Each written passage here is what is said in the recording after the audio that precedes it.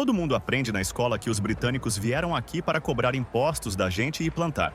Mas isso talvez seja uma grande mentira. Na verdade, nessa época, o rei George tinha fortes ligações com a Ordem dos Illuminates da Bavária, com os quais ele entrou em acordo em busca da fonte do eterno conhecimento nas Américas. Corta. Será que ninguém pode tirar esse povo da rua? O barulho está atrapalhando a gravação. O que foi? Ele chegou. Dispense esse otário. Tem certeza? A audiência do Texas adora esse cara. Pode ficar com sua audiência, mas eu quero meu estúdio inteiro. Ou você passa o novo roteiro, ou pode bater seu último ponto. Bom, pessoal, por hoje é tudo de América Oculta. Agora ajeitem o cenário pro novo cara.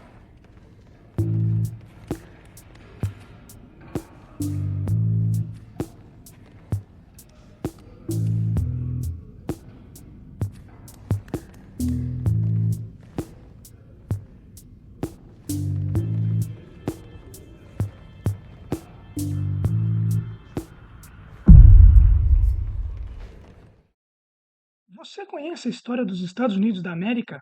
País da democracia, do tio Sam? Bom, se você acha que eu vou dizer que tudo que você aprendeu está errado e que na verdade a Austrália não existe, não, não é isso aí não.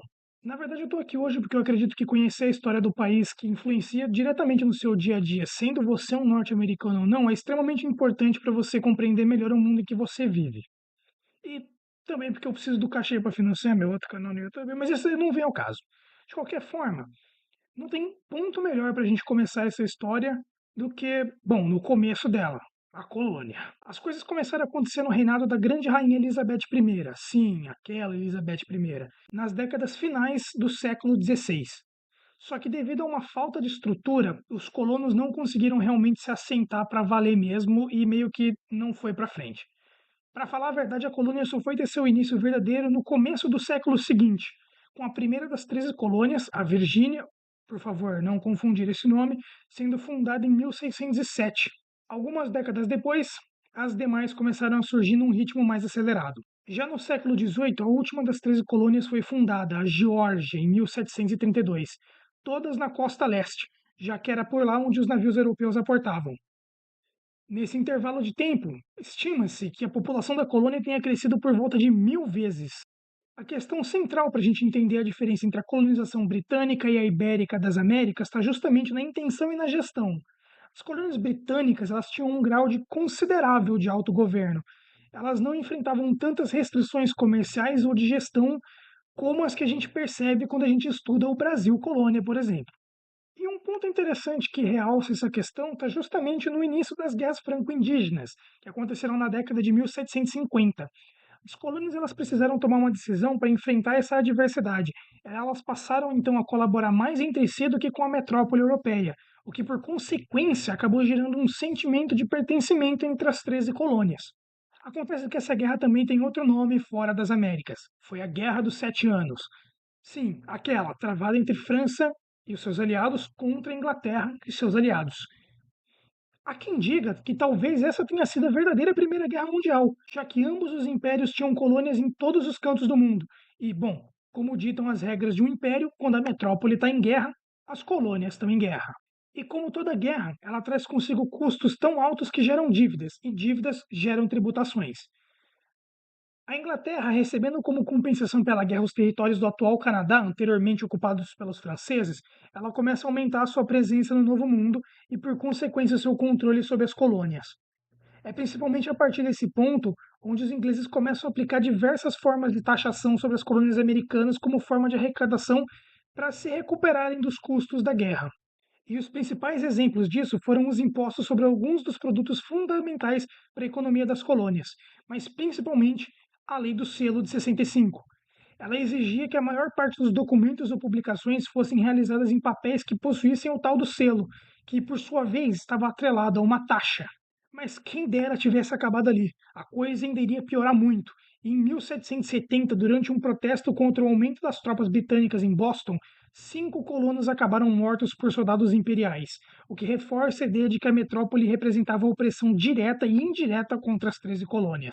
Em 1773, a Inglaterra promulgou outra lei controversa, a Lei do Chá, que visava salvar a Companhia das Índias Orientais de uma quebra financeira. ela decretou que somente essa companhia poderia vir deixar as colônias da América, concedendo a ela o monopólio do comércio. Obviamente, isso gerou uma reação por parte dos colonos, que agora experimentavam um pouco do que era ser brasileiro na colônia, levando à tão famosa festa do chá de Boston. Bom, de festa não tinha nada, na verdade, esse é um erro de tradução. Party, do inglês nesse contexto, significa algo como partido ou grupo. E foi esse grupo que, disfarçado, alguns vestidos inclusive de nativos americanos, invadiram os portos onde os navios da companhia estavam e destruíram as cargas de chá contidos neles. Olho por olho, os britânicos não deixaram barato e logo em 1784 implantaram as chamadas leis coercitivas, ou então as leis intoleráveis, que não só fecharam o porto de Boston, como também aplicaram severas restrições às colônias americanas, aumentando o poder dos governadores britânicos, obrigando os colonos a cederem acomodações para soldados imperiais, entre outras medidas que tinham como alvo sabotar a autonomia das colônias. Estas, se sentindo prejudicadas e com razão, se reúnem na Filadélfia porque ficou conhecido como o Primeiro Congresso Continental, que não contou com a presença da Geórgia. Ali foi o primeiro ato de resistência conjunta das colônias contra a crescente repressão imperial. Nesse congresso foram discutidos alguns dos assuntos que repercutiriam fortemente ao longo dos próximos anos. As colônias se uniram em um ato coordenado para protestar contra as leis abusivas do Império, fazendo petições, mas principalmente planejando um boicote comercial com a Inglaterra. As colônias já solicitavam que deveriam se autogovernar sem interferência da coroa, e para isso criaram os comitês de correspondência para facilitar a comunicação entre si. E embora não estivessem necessariamente buscando um conflito bélico com o Império, os colonos já esperavam que isso poderia acontecer. Inclusive, eles tentaram enviar apelos à coroa para impedir que o exército britânico desse prosseguimento às hostilidades, algo que o rei George III simplesmente ignorou. Os britânicos souberam que as colônias estavam começando a se preparar contra uma possível intervenção militar da coroa, e isso inflamou o medo de que pudesse ocorrer uma rebelião armada no Novo Mundo. E, obviamente, não demorou para que eles descobrissem que os colonos estavam armazenando munições e suprimentos em uma cidade chamada Concord, a oeste de Boston. Liderados por Francis Smith, 700 tropas do exército da coroa marcham em segredo em direção à cidade-alvo com ordens de capturar os líderes rebeldes, os suprimentos e dispersar a rebelião. No caminho, eles deveriam passar por outra cidade, chamada de Lexington, onde encontraram um pequeno grupo de 80 rebeldes na praça da cidade ao seu aguardo. Pouco se sabe o que realmente aconteceu ali, mas acredita-se que os colonos receberam ordens para dispersar e durante o movimento um tiroteio se iniciou entre as forças.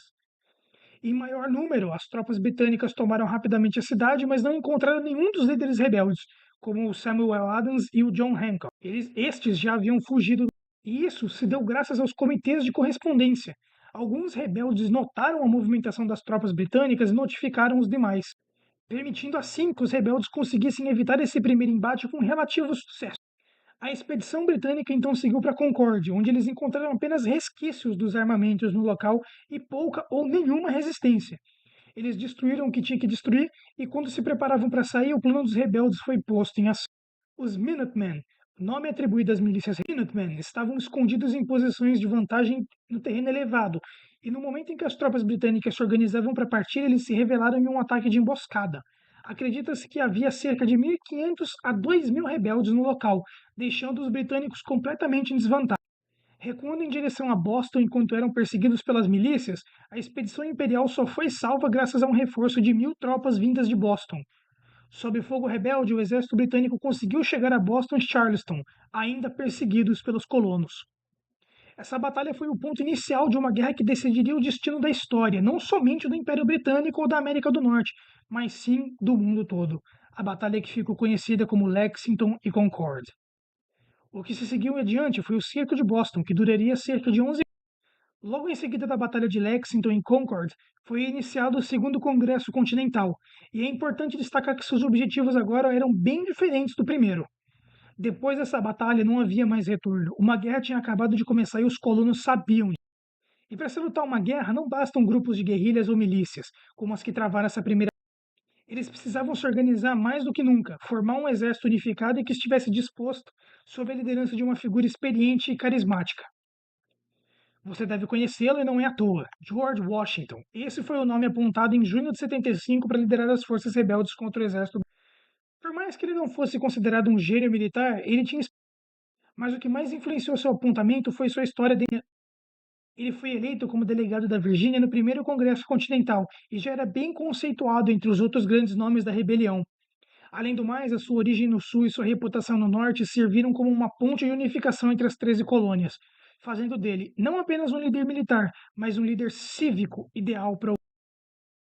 Em Boston, cercado pelos colonos que agora começavam a se organizar cada vez mais, os britânicos começaram a reconhecer sua incapacidade de manter a posição, especialmente quando, desafiando a lógica militar da época, canhões capturados pelos rebeldes foram transportados durante o inverno para uma posição estratégica de onde podiam disparar contra as posições britânicas.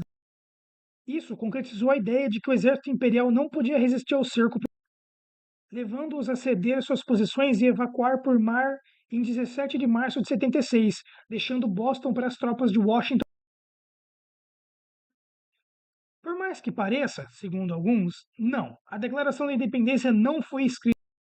Na verdade, essa belezinha aqui foi elaborada durante o cerco de Boston, entre 75 e 70, quando parte dos líderes rebeldes começaram a cogitar uma total ruptura com a coroa, ao invés de uma reivindicação de direitos, como estavam tentando em junho. Mas foi somente em junho de 76, depois da tomada de Boston, que os líderes que agora seriam um movimento revolucionário, para além de um movimento rebelde, se reuniram para redigir a declaração. Os principais nomes envolvidos na redação foram Thomas Jefferson, John Adams, Benjamin Franklin, Roger Sherman e Robert. Mas quem ativamente escreveu a declaração foi Jefferson, que tinha a melhor habilidade. Esse documento aqui é possivelmente um dos mais importantes da história moderna de todo o Ocidente e talvez do mundo. Em suas palavras, ele apresenta sua base filosófica para a separação em relação à coroa, apresenta os direitos inalienáveis que todo homem deveria possuir, cita o direito de se combater toda e qualquer tirania, lista os abusos da coroa inglesa com as colônias e, por fim, declara que estas são agora independentes do Império e que reclamam todos os direitos de uma nação. No dia 2 de julho de 76, a proposta de independência vai à votação no Congresso Continental e é aprovada de forma unânime. Por fim, no dia 4 de julho de 76, sim, o feriado da independência, ela começa a ser assinada, terminando o processo em novembro do mesmo ano, marcando o fim formal da independência americana. As 13 colônias agora eram um novo país. Mas se engana quem pensa que acabou por aí. Na verdade, a guerra para assegurar a independência dos Estados Unidos da América estava apenas começando. Em agosto de 1776, sob o comando do general britânico William Howe, decorre-se a Batalha de Long Island, terminando com a captura de Nova York pelas forças imperiais.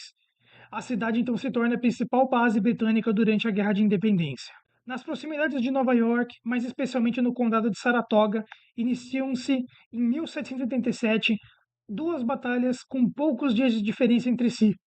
Os britânicos, liderados pelo general John Burgoyne, conquistam a primeira vitória sobre o exército continental em 19 de setembro. Porém, logo no dia 7 de outubro, liderados pelo general Horatio Gates, os americanos obtêm a mais decisiva vitória pós-declaração da independência. Os britânicos contavam com cerca de 6.000 tropas sob seu comando, mas os defensores americanos possuíam a vantagem estratégica do terreno. Logo no início do embate, a batalha não parecia tão decisiva até que, por conta de uma desobediência de Benedict Arnold, tropas americanas avançam em ataque contra os ingleses, que, sem muita opção de retirada, resistem na medida do possível. Porém, logo as linhas britânicas não conseguem mais suportar e acabam se desfazendo, levando ao exército de Burgoyne a ficar cercado pelo exército continental. Não havia mais chance de se recompor ou alguma forma de se retirar que fosse viável. E isso forçou o comandante britânico a render suas tropas restantes aos americanos. A derrota em campo foi significativa por si só, interrompendo o plano britânico de isolar as colônias do norte das do sul.